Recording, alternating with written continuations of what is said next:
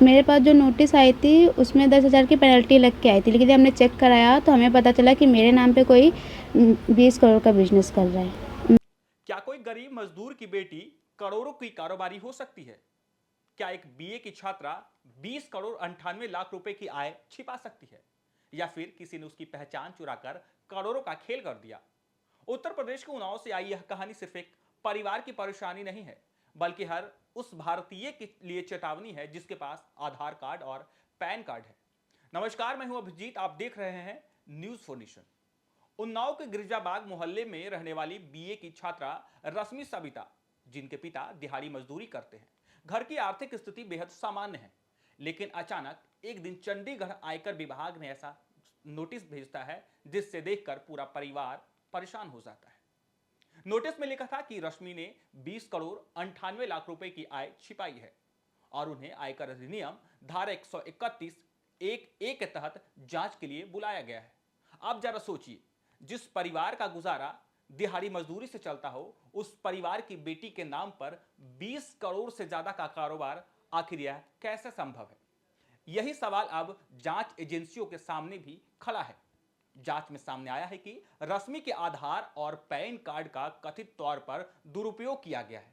दिल्ली के बुरारी इलाके में आरएस इंटरप्राइजेज नाम से एक फर्म खोली गई है। बताया जा रहा है कि यह फर्म जनवरी 2025 में शुरू हुई और मई 2025 में बंद हो गई। इन 5 महीनों के दौरान करोड़ों रुपए के लेन देन का दावा किया जा रहा है, लेकिन रश्मि का कहना है कि उन्हें इस कंपनी के बारे में कुछ भी नहीं पता है। उन्होंने कभी कोई फर्म नहीं बनाई और न ही करोड़ों का कारोबार किया। नोटिस मिलने के बाद रश्मि ने आयकर विभाग को अपना जवाब भेजा, जन सुनवाई पोर्टल पर शिकायत दर्ज कराई, पुलिस अधीक्षक को प्रार्थना पत्र देकर मांग की है कि जिन लोगों ने उनके दस्तावेज का दुरुपयोग किया है उनके खिलाफ धोखाधड़ी का मुकदमा दर्ज किया जाए। अब परिवार निष्पक्ष जांच और दोषियों पर सख्त कार्रवाई की मांग कर रहा है।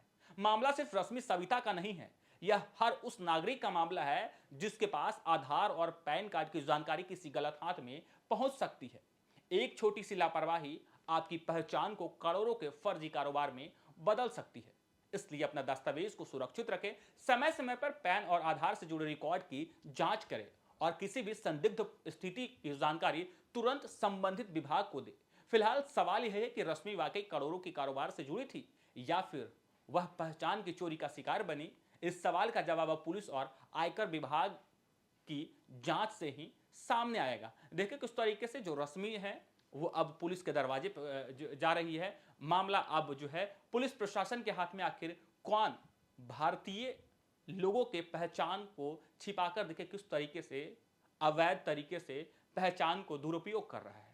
नोटिस हमें 9 मई को प्राप्त हुई थी 3 बजे के आसपास, और ये पैन कार्ड की थी, तो हमें पहले इसके बारे में कुछ पता नहीं था। हमने जब घर पे दिखाया, सबको बताया, तो फिर बाद में हमें पता चला कि आयकर विभाग से आई है और इसमें मेरे नाम पे कोई 20 करोड़ का बिजनेस चल रहा है। हमें जब ये पता चला तो हमने फिर मेरे घर में सब करने लगे कि ऐसा कैसे होता है। हम कभी चंडीगढ़ गए नहीं थे और इतना कुछ हो रहा था।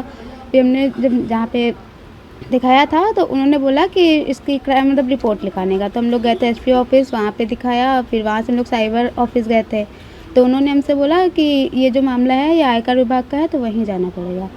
मेरे पास जो नोटिस आई थी उसमें 10,000 की पेनल्टी लग के आई थी, लेकिन जब हमने चेक कराया तो हमें पता चला कि मेरे नाम पे कोई 20 करोड़ का बिजनेस कर रहा है। मैं नॉर्मल छात्रा हूँ, मैंने अभी ग्रेजुएशन पिछले साल ही कंप्लीट किया और मैं घर पे रहती हूँ, सिलाई करती हूँ। पिताजी क्या करते हैं?